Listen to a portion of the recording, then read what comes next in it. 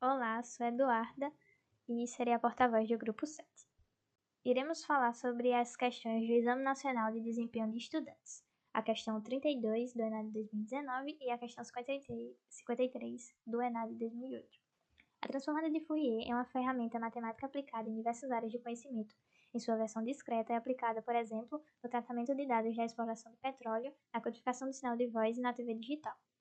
A transformada discreta de Fourier, de uma sequência n de valores x de n, com n igual a 0, 1, 2 até n-1, é dada pela expressão de k igual o somatório de n igual a 0 até n-1 de x de n exponencial de menos j 2π sobre n vezes nk, sendo que k é igual a 0, 1, 2 até n-1, sendo j igual a raiz quadrada de menos 1, que é a parte imaginária. Dada uma sequência x de n valores reais, o seguinte pseudocódigo implementa a obtenção da parte real x de k para um dado valor k, assumindo-se que o vetor x tenha tamanho n e que n seja uma variável global. Para que o pseudocódigo acima calcule corretamente a parte real de x de k, escolha a opção abaixo que deverá ser empregada no lugar dos caracteres. Então, analisando a transformada discreta de Fourier, a gente percebe que está sendo realizado um somatório, e esse somatório no nosso pseudocódigo ele está sendo feito nesse looping que percorre n vezes essa sequência de comandos. Nessa linha, x de k está recebendo o valor do x de k anterior e somando com o valor do x de k atual.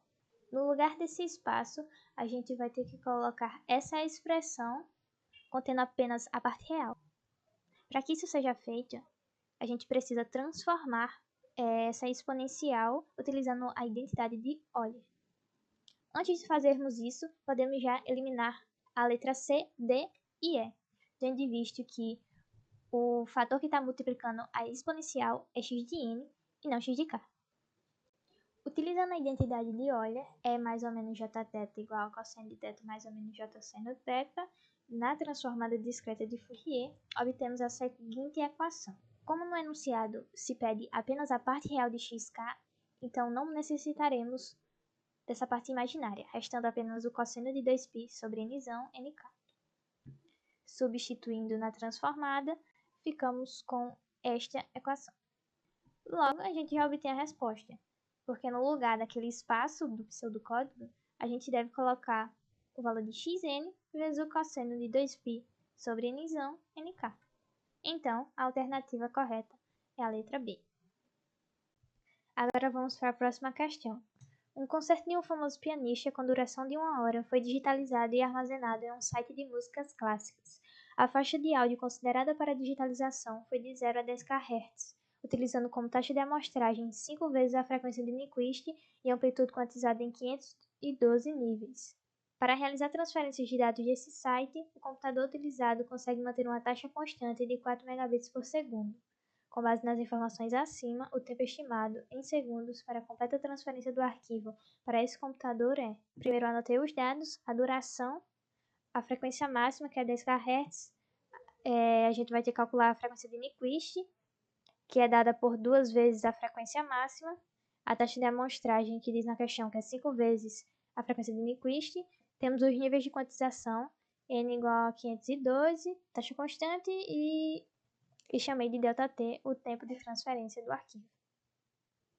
Primeiro, vamos encontrar a frequência de Nyquist, que é a menor frequência de amostragem necessária para que o sinal seja constituído de repetições não sobrepostas, que será dado por 2 vezes a frequência máxima, que dá 20 kHz.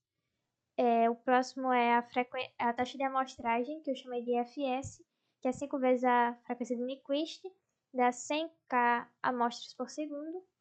Em seguida, vamos transformar o número de níveis de quantização em bits.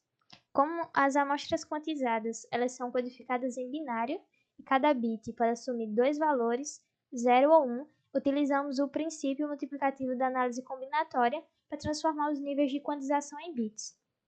Para que tenhamos 512 níveis, precisamos de um número de bits que tenha 512 possíveis representações, ou seja, o número n para que 2 vezes 2 vezes n vezes resulte em 512.